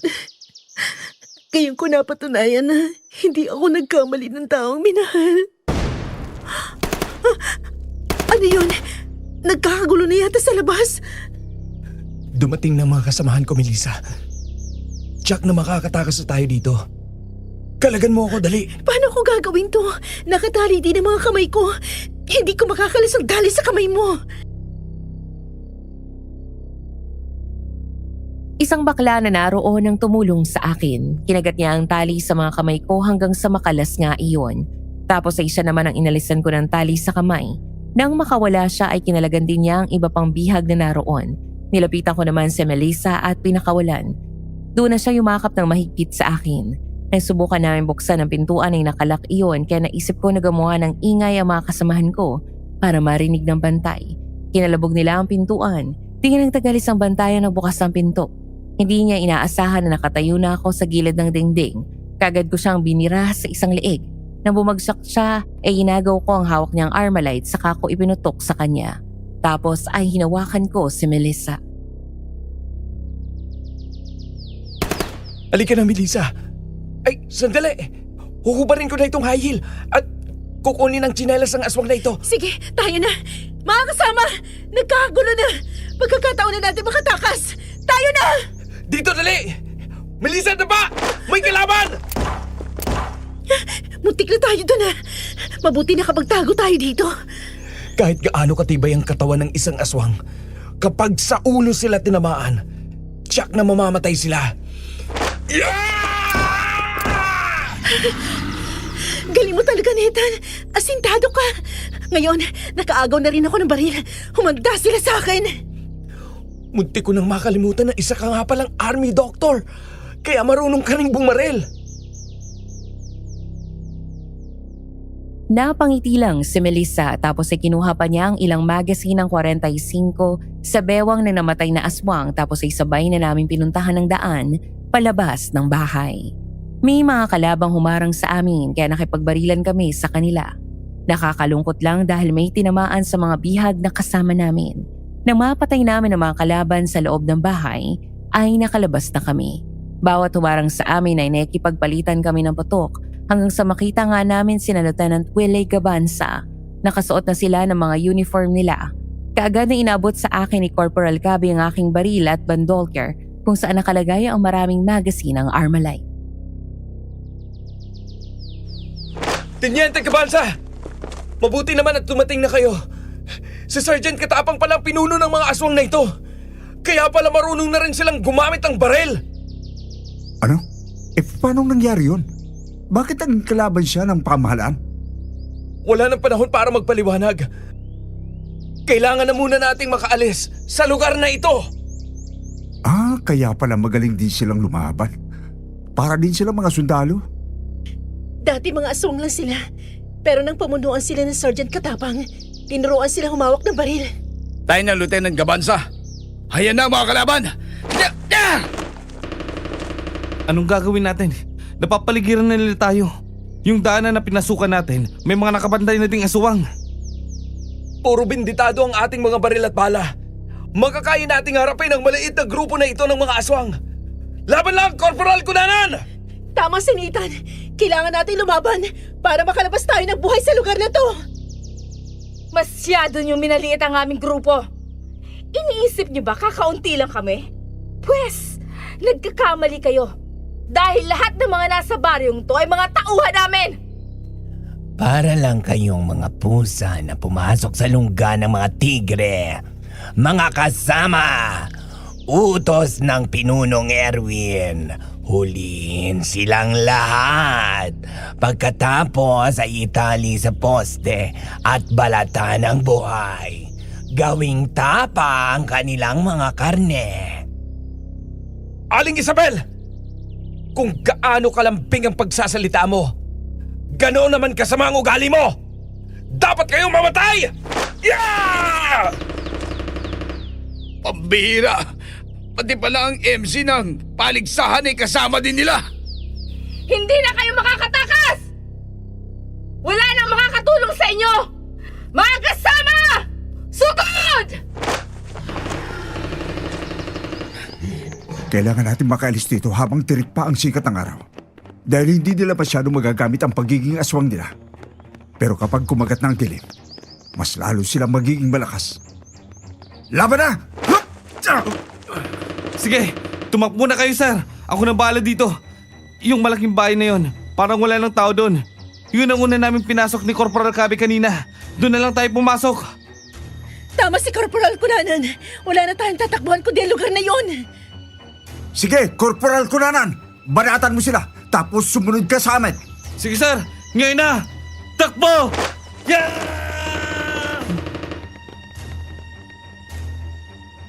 Nang lumabas nga sa pinagtataguan niya si Corporal Kunanan ay kaagad niyang nagpapatok ng baril kaya naman tinamaan ang ilang aswang na lumulusob sa amin. Dahil bentitado ang mga bala ay sumabog ang mga aswang na tinamaan. Nakaramdam ng takot ang iba kaya nagtago ang mga iyon. Sinamantala namin ang pagkakataon. Tumakbo kami papasok sa isang bahay na konkreto. May mga bakal ang bintana noon at yero ang atip. Nang makalapit kami doon ay kaagad kaming pumasok dahil patay na ang mga aswang na nasa harapan noon. Nang makapwesto ako sa gilid ng pintuan, ay pinaputukan ko ang iba pang mga aswang na palapit kay Corporal Kunanan. Siya na lang kasi ang hindi nakakapasok sa bahay. Corporal Kunanan! Halika na! Dalian mo! Sige, sir. Nandiyan na ako. Cover me! Habulin niyo ang sundalong yon! Patayin siya! Pero si Corporal Cabe, sa akin siya! Pagbabayaran ko siya sa pananakit sa akin! Dalian mo, Corporal Kunanan! Takbo! Naku po, wala na siyang dadaanan. Hindi na siya makakalapit dito. Naharangan siya ng mga aswang. Humanda kayong lahat! Takbo, Corporal Kunanan! Takbo! Umalis kayo dyan! Lamunin yung bala ko! Tumakbo nga si Corporal Kunanan pero hindi papunta sa amin kundi papunta sa ibang direksyon. Papalapit na sana sa amin ang mga aswang kaya napilitan na akong isara ang pintuan at ikandado. Ang mga bintana naman ay mayroong mga bakod na bakal kaya hindi ka agad makakapasok ang mga aswang. Kaagad na pumwesto sa gilid ng bintana sina Melissa at Lieutenant Willie Gabansa. Sa pintuan naman sa likuran ng bahay pumwesto si Corporal Cabe. Bawat aswang na lumapit sa aming direksyon ay tumutumba. Iyon nga lamang, napaligiran na nila ang buong bahay kaya wala na kaming lalabasan. Inulan kami ng bala. Nabasag ang mga kagamitan na nasa loob ng bahay. Lahat kami ay dumapa para makaligtas. Ilang beses kong tinawag si Melissa pero hindi na siya kumikibo. Nang tingnan ko siya ay umiiyak na siya at natataranta na kaya nagmamadali akong gumapang sa kanya. Niyakap ko siya. Diyos ko, Nathan. Mamamatay na tayong lahat dito. Patay na si Corporal Kunanan. Nakulong na tayo dito sa loob ng bahay. Mamamatay na tayong lahat dito. Melissa! Melissa! Makinig ka sa akin. May darating na tulong para iligtas tayo. Huwag kang tumayo pakiusap. Makinig ka sa akin! Siya nga naman, Melissa. Bago kami lumusob dito, ay umalis na din sina Kapitan Cesar para humingi ng tulong sa kampo. Nagaw kasi ng mga sumalakay na aswang kagabi ang radiocom natin. Pero huwag tayong mawala ng pag-asa. Tama si Teniente, Doktora. Konting panahon pa, ay makakalabas tayo dito. Huwag kang matakot. Lalaban kami para protektahan ka. Salamat sa inyong lahat at patawad din. Dahil sa pagliligtas sa akin, napasubo kayong lahat sa ganitong sitwasyon. Mga sundalo tayo, Doktora Melissa. Tungkulin natin ang maglingkod sa bayan. Sanay tayong sumugal at makipaglaro kay kamatayan. Dahil nang pinasok natin ang profesyong ito, alam na natin na ang isang paa natin ay nasa hukay na sa bawat misyon. Kung malasin tayo dito, yun ang ating kapalaran. Tama si Tenyente. Nagkataon lang na ikaw ang niligtas sa amin. Kung ibang tao ka, tsak ganito rin ang sitwasyon. Kaya nga ayaw ng daddy mo na mag-asawa ka ng sundalo. Kasi maaga ka daw mabubiyuda. Pero ngayon, mukhang matutupad ang pinag-usapan natin kagabi. Sabay tayong mamamatay. Maya-maya lang ay tumigil ang putukan sa paligid kaya bahagya akong sumilip sa bintana. Nakita ko na kaya pala tumigil sa pagpapaputok ang mga aswang ay dumating na roon si Sergeant Erwin Katapang. Sumilip na din sa butas ng pintuan sina Lieutenant Willie Gabanza at Corporal Cabe. Nakahinga kami ng maluwag. Naisip ko nga na baka nagbago na ang isipan ni Sergeant Katapang dahil sa naging pag-uusap namin kagabi. Kaya namang ibinaba na namin ang aming mga baril at hinintay kung ano ang sasabihin nila. Kakaunti na lang mga bala natin, kaya tipirin nyo! Kung hindi talaga sila susuko, hintayin natin ang pagkalat ng dilim. Ang mga pangil natin ang gagamitin natin para gutay-gutayin sila! Hindi na sila makakatakas, Pinuno!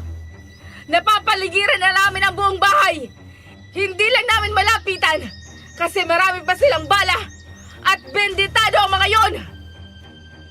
Basta sa akin yung sundalong maitim, yung medyo matanda.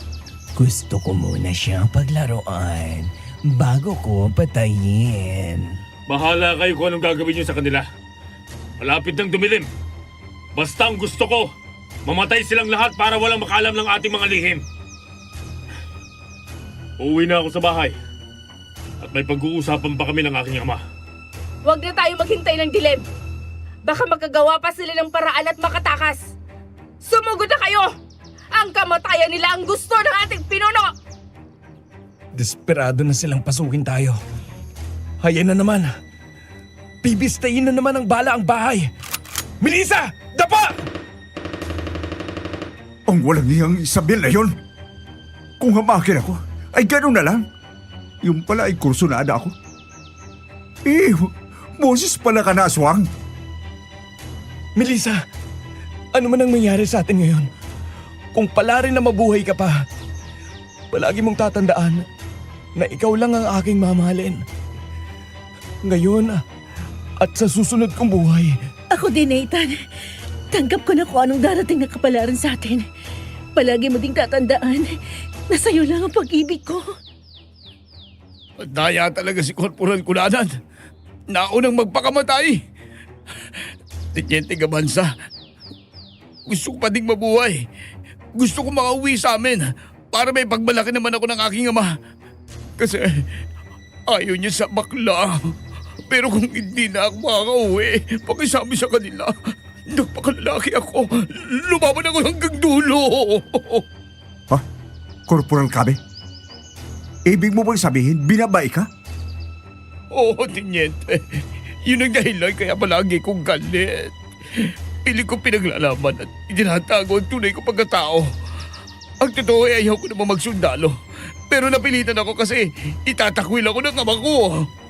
Kaya naman pala kahit anong gawing pang-aakit sa'yo ni Maria, hindi pinapansin. Ganyan ka pala? Oo, Sarge. Sa totoo lang kasi, lumalakas na ang loob ko kapag ganitong laban. Kasama ko kayo. Pero nawala na si Corporal Kunanan. Kahit palagi kami nag-aaway noon, kaibigan ang turing ko sa kanya. Sige. Maghahabilin din ako para kung sino man makauwi sa atin ng buhay ay masasabi sa ating mga naiwan. Pakisabi sa tunay kong asawa, huwag niyang aawayin ang mga dadalo sa burol ko. Sobrang silosa kasi noon. Sira-sira ng pintuan. Ilang tadyak lang ay mabubuksan na yun. Konti na lang ang bala natin. Pero meron pa naman tayong mga granada na magagamit. Pero napakarami nila, Sarge. Kahit marami na tayong napatay, marami pa rin sila. Tsaka kasing may mga tauhan pa si Sergeant Katapang sa bahay niya na nakabantay sa kanya. Maya-maya lang ay naputol ang pag-uusap namin nang maramdaman namin na muli na namang naghahanda sa paglusob ang mga kalaban. Kaya pinaputukan ko ang unang 2 aswang na sumugod. Kapwa tinamaan na tumumba. Narinig ko na nagpaputok na rin si Corporal Cabe dahil mayroon na ding mga aswang na nagtatakang pumasok doon. Tipid na ang pagpapaputok namin dahil malapit na kaming maubusan ng bala. Planado pala iyon ng mga aswang dahil alam nila na limitado na ang bala namin. Nang mapansin ko ang aking relo, mag-aalas 5 na pala ng hapon, kaya pala agresibo na ang mga aswang. Nang unti-unti nang kumalat ang dilim at sumikat ang bilog na buwan, nakarinig kami ng malalakas na angil at alulong. Kayong mga nasa loob ng bahay! Huwag na kayong umasa na mayroong darating para tulungan kayo! Patay na si Kapitan Cesar! Alam kasi ni Pinulong Erwin ang gagawin niya kaya inambuso sila sa daan! Kaya pala wala pang reinforcement. Hindi nakarating sa kampo yung sinasabi niyong Kapitan Cesar at Maria. Pwedeng mangyari yon. Dahil si Sergeant Katapang ang pinuno ng mga aswang na ito. Alam naman natin na magaling din siyang sundalo. Napakawalang hiya niya. Hindi ako magpapahuli ng buhay sa inyo. Lalaban ako hanggang may natitira akong bala. Yeah! Patay na akong patay! Sige! Lumapit kayo! Meron pa akong granada! Yeah! 2 granada pa ang ibinato ko sa mga aswang nang buksan ko ang pintuan at bahagya akong sumilip. Matapos ay muli kong isinara ang pintuan. Wala ring tigil ang ginawa ni na Lieutenant Willie Gabanza at Corporal Cabe para pigilan ang mga aswang na papalapit sa parte nila. Maya-maya ay nagulat kaming lahat nang mula sa kwarto ay lumabas si Corporal Cunanan. Buhay siya, pero marami siyang tinamong sugat sa katawan. Kagad siyang gumapang palapit sa amin. Kahit nakita na namin siya ay hindi kami agad naniwala. Iisa ang nasa isip namin na baka hindi siya si Corporal Cunanan.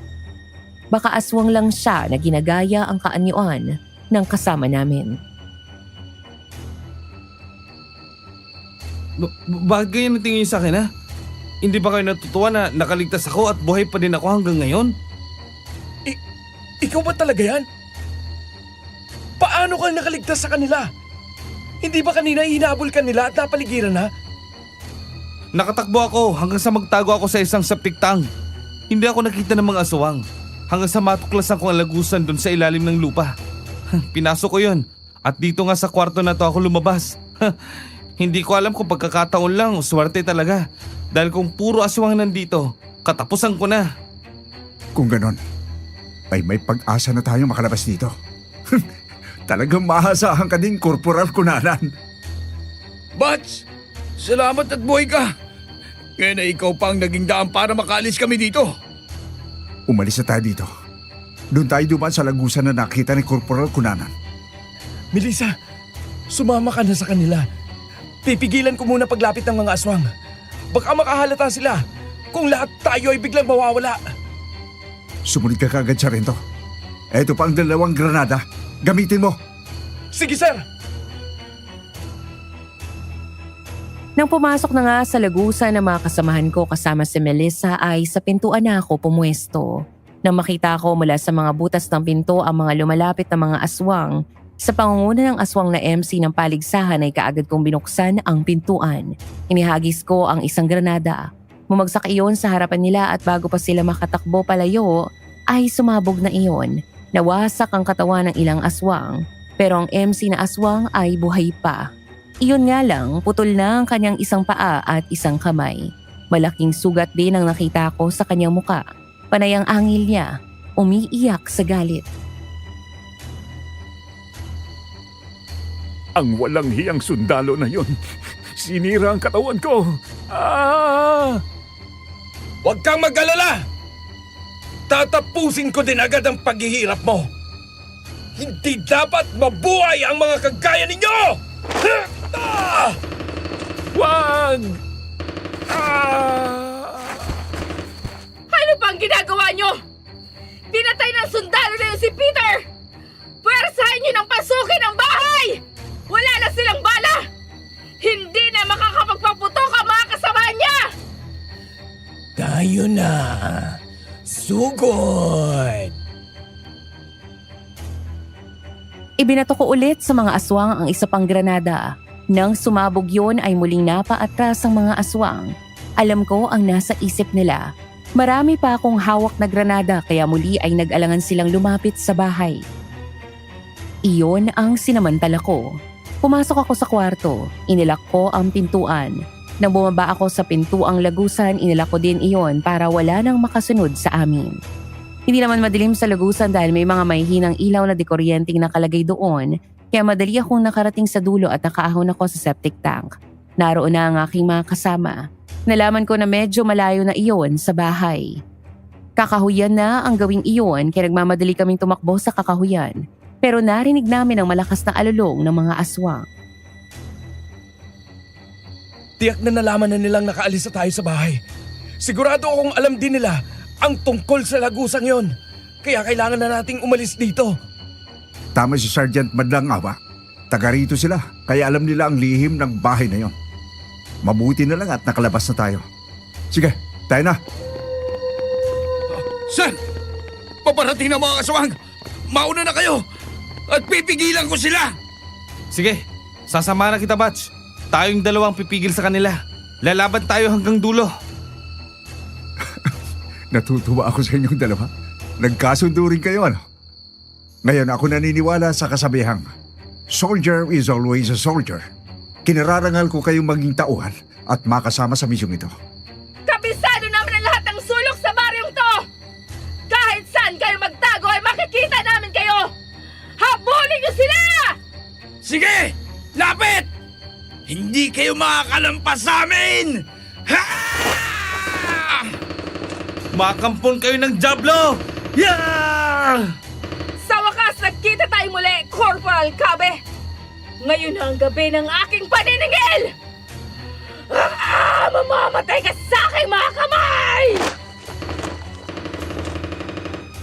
Nang makapwesto na nga sina Corporal Cunanan, Corporal Cabe ay napilitan na kaming tumakbo para itakas si Melissa dahil iyon naman talaga ang aming misyon, ang maibalik siya sa kanyang ama. Habang papalayo na kami, ay may narinig kaming mga hakbang. Narinig ko ang malalakas na putok ng mga baril at ang kasunod ay malalakas na pagsabog. Naririnig ko rin ang malalakas na angil ng mga galit na aswang. Nang tumigil kami sa pagtakbo, napaligon kami lahat sa aming pinanggalingan. Dahil narinig namin ang malakas na sigaw ni na Corporal Cunanan at Corporal Cabe. Kaya madali kaming tumakbo ulit pero kaagad kaming nasundan ng mga aswang. Dahil sa pagkakataong ito, kasama na nila si Sergeant Erwin Katapang. Nang makapagtago kami sa malalaking puno ay narinig namin ang boses ni Sergeant Erwin Katapang. Batch! Hindi ko inaasahan na mahihirapan ang aking mga tauhan na patayin kayo. Kasi naman nung magkasama pa tayo, napakalambot ng puso mo. Wala kang alam banggitin kundi ang soap opera. Lalo na ang idol mong si Marcel Soriano. Nagbago ka na, Batch! Parehas lang tayo nagbago, Batch. Pero ako, para pa rin sa kabutihan. Pero ikaw, nagpaalipin ka sa mga kampo ng Diablo! Isa kang hangal, Batch! Hindi ka marunong mag-isip. Kung pumayag ka lang maging kagaya ko, hindi tayo magkakaganito. Pinag-aaksayan mo pa ng oras ang babaeng yan. Abayaan mo na yan! Marami pang babaeng makikita mo na mas malinis kaysa dyan! Si Melissa ang dahilan. Kaya kami pinadala dito. Kailangan namin siyang maiuwi. Kahit maging kapalit yon ng aming buhay. Dati ka ring sundalo! Kaya alam mo yon! Ang misyon ay misyon! Hindi sangkot ang personal na bagay! Hindi raw sangkot ang personal na bagay! Pero ano yung ginagawa niya ngayon? Nagkataon lang na may relasyon kami. Wala akong pakialam kung malinis man siya o hindi. Iisa lang ang alam ko. Yon ay mahal ko siya! Kaya walang makakapigil sa akin! Kung ganon, magsama kayo sa impyerno! Lamunin niyo ang bayan ko! Talagang ugaling halimaw ka na nga! Kahit ang matarik mong kaibigan, papatayin mo! Ikaw ang tatapusin ko! Wala nang bala ang mga yan! Sugurin niyo na sila! Alam ko na napansin na ni Sergeant Erwin Katapang na wala na kaming bala dahil madalas na kaming magpaputok. Nang tingnan ko si Teniente Willie Gabanza ay nakita kong hinugot niya ang kanyang lanseta at inilagay na sa dulo ng kanyang baril. Iisa lang ang ibig sabihin nun. Wala na rin siyang bala at handa na siyang lumaban ng mano-mano sa mga kalaban. Nang alisin ko ang magasin ng baril ko ay iilan na lang ang bala noon pero ang kalibre 45 ko ay loaded pa ng bala. Kaya nang lumabas ako sa pinagtataguan ay pinaputukan ko ang mapapalapit na aswang. Nang maubos ang bala ng Armalite ay binitawan ko yun. Hinugot ko rin ang lanseta at sinalubong ko na ang mga aswang. Wala na rin sila mga bala kaya lalaban na rin sila ng mano-mano. Pero nagulat kaming lahat nang mula sa likuran namin ay dumating na ang reinforcement. Pinaputokan nila ang mga aswang. Pasensya na kung nahuli kami ng pagdating. Sugatan na kasi nagmakarating sa kampo si Maria at nasabi ang pagkakatuklas ninyo sa kampo ng mga rebeldeng aswang. Nasaan ang mga kasama ninyo? Wala na sina Corporal Cunanan at Corporal Cabi, sir. Si Sergeant Erwin Katapang. Siya ang pinuno ng mga rebeldeng aswang. Kaya pala siya nag-resign dahil dito. Ben! Arrest Sergeant Erwin Katapang! Dead or alive! Mag-iingat lang kayo! Dahil may pagkaaswang din ang mga rebeldeng yan! Sir, nandito na si Dr. Melissa. Good job, soldier. Ngayon, tapusin niyo na ang misyon. Sir, yes, sir! Melissa, ligtas ka na. Dito ka lang na. Magtutuos lang kami ni Erwin. Mag-iingat ka. Ikaw din, Teniente Gabanza. Salamat, Doktora. Tayo ng Sergeant Mandangawa. Tatapusin ko din ang kasamaan ng Isabel na yon. Sa tulong ng mga kasamahan naming sundalo, ay nakakuha ulit kami ng mga bala at granada. Sinundan namin ang mga kasamahan namin na tumutugi sa mga tumatakas na aswang. Ngayon ay baliktad na ang sitwasyon. Kami naman ang tumugi sa kanila hanggang sa masundan namin sila sa isang malawak na bakuran. Natiyak akong iyon ang bahay ng mga aswang na magulang ni Sergeant Erwin Katapang. Pero hindi na kami natatakot dahil mas marami na akong kasama ngayon na mayroong malalakas na kalibre ng baril. Hanggang sa masundan ko si Alona sa loob ng isang malaking bodega. Madaming sako doon ng bigas na nabubulok na. Hindi ko alam na naroon din pala si Erwin. Alona! Hindi ba gusto mo akong patayin? Heto na ako! Lumabas ka at harapin ako! Talagang haharapin kita! Tatapusin na natin dito ang ating ugnayan! Matagal mo nang tinapos, Batch! Mula yun ang pakialaman mo si Melissa at iutos sa iyong mga tauhan na patayin ako! Sumuko ka na hanggang may oras ka pa! Hangal! Ikaw ang bibistahin ko ng bala! Malas mo lang! Dahil pumasok ka dito! Hindi ka na makakalabas! Naisahan mo ako. Natamaan ako sa balikat. Pwisit ka!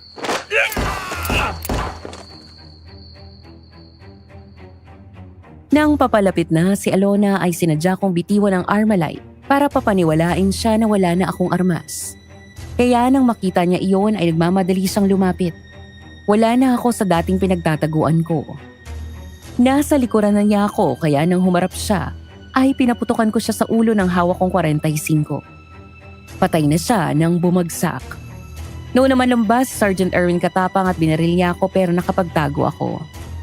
Nang lumantad ako at pinaputukan ko siya, tinamaan siya sa dibdib kaya bumagsak siya pero nang lapitan ko siya ay muli siyang bumangon. Pinaputukan ako kaya kahit nagulat ako ay nagwa ko pa rin makailag. Nagtago ako sa likuran ng sako ng bigas. Akala mo ba ay makakaya mo akong patayin ng ganun lang? Isa na akong immortal na kahit ang bala ng baril ay hindi ako tatablan! Huwag kang pakasiguro! Huwag mo kong linlangin! Ganun ba? Pwes, Tatapusin na kita! Patutunayan ko sa'yo na hindi ka immortal! Walang sino man ang pwedeng lumabag sa batas! Ilang beses pa kami nagpalitan ng putok ni Sergeant Erwin Katapang. Ilang beses ko siyang binaril sa katawan. Tinamaan siya pero muli siyang bumangon kaya 3 natitira kong bala ay pinatama ko na sa kanyang ulo. Dahil doon ay patay na siyang bumagsak. Nang lapitan ko siya at binuklat ang kanyang damit, doon ko napatunayan na tama nga ang nasa isip ko. Nakasuot siya ng bulletproof vest. Nang makita kong wala na siyang hininga ay muling kumirot ang aking dibdib.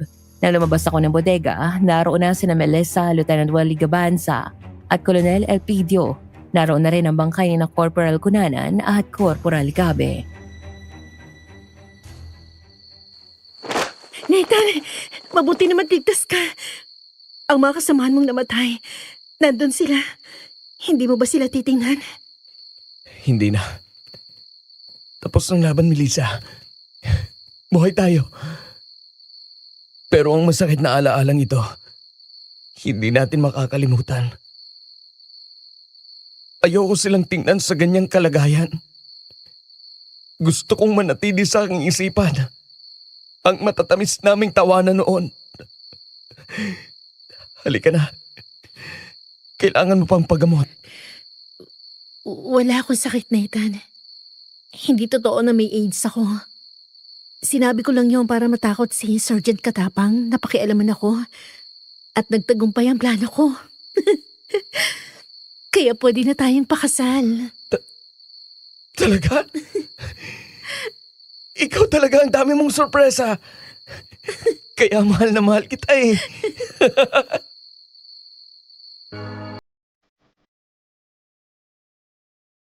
Matapos ang pangyayaring iyon ay nagbalik kami sa kampo. Gawa ng report si Colonel Elpidio tungkol sa nangyari. Pero dahil top military mission yun, lumabas sa balita sa dyaryo at telebisyon ng mga rebelde ang dumukot kay Melissa at walang nabanggit doon tungkol sa mga aswang. Ang mga kasama kong sundalong namatay ay binigyan ng parangal. Kami naman ni Lieutenant Gabanza ay na-promote ng ranggo. Matapos noon ilang buwan lang kinasal na kami ni Melissa at nabuhay ng masaya. Pero ang karanasang iyon, hindi ko makakalimutan kailanman. At yan po ang aking karanasan. Isang pagpapatunay na walang sino man ang pwedeng lumabag sa batas. Maraming salamat po and God bless.